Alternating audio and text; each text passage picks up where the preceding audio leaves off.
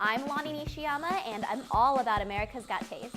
America's Got Taste is basically you taste it, you rate it. I want to know what your taste is, anything from food and my recipes, to going out to a restaurant, to fitness, beauty, fashion. I love it all, and I think especially now that I'm a mother, I really want to come up with amazing tips and ways for mothers to make their lives easier and more simple. We are in a world where we rate everything, and you know, there's the whole Yelp thing and there's social media, but I think what's missing is that people are paying others to get these ratings. I remember being a GM at a restaurant and someone came in from Yelp and was like, I'm gonna pay you to put up these ads for us and then we're gonna get your ratings up to 5 stars. I was like, I really don't care that much. Like, I wanna know what people really think. And I think having someone's taste in style and fashion and food and travel, I don't care if you're going to a dive bar or if you're going to a 5-star restaurant. Like, what is your taste? Who cares? If you can't afford it, tell me what your favorite taco truck is. I wanna know.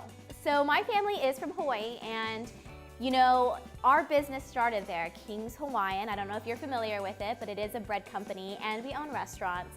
My grandfather was a hardworking, self-made man. He was an entrepreneur. He tried so many different businesses, and after he went to the war, he got a scholarship to go to baking school, graduated top of his class, created King's Hawaiian bread, and the rest is really history. I ended up going to USC, fight on, but I learned a lot in college. I kind of found my way, and I also learned to cook for my girlfriends because I realized that they couldn't even cook eggs.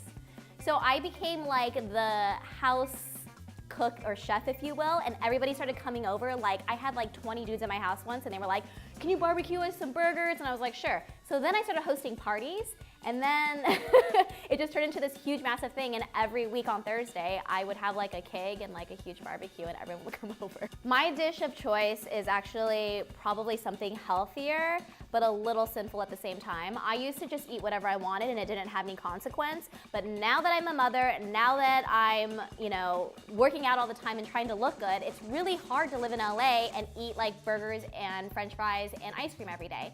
So my dish of choice would probably have to be a really nice like black cod or halibut fish that I lightly sear on the outside and then let it sizzle in the oven a little bit on my cast iron skillet, and then just a side of fresh veggies. As far as like a country I've been to that has incredible taste, it has to be Italy. I spent like 2.5 weeks there. I went from the top to the bottom. I seriously had the best time and ate. And what was so incredible there is that the food is so fresh and it doesn't have all this processed antibiotics and growth hormones in it that literally I ate pasta every day and never gained a pound. Can you believe that? I did get to go to the Super Bowl in Houston a couple of years back. Such a gorgeous, gorgeous city, and it was super fun because I got to work in the NFL experience and interview players that I've always admired, and even some that I didn't, that I actually like a little more now. I got to see the Lombardi Trophy come out in person. It was crazy. I got to touch it. It was nuts.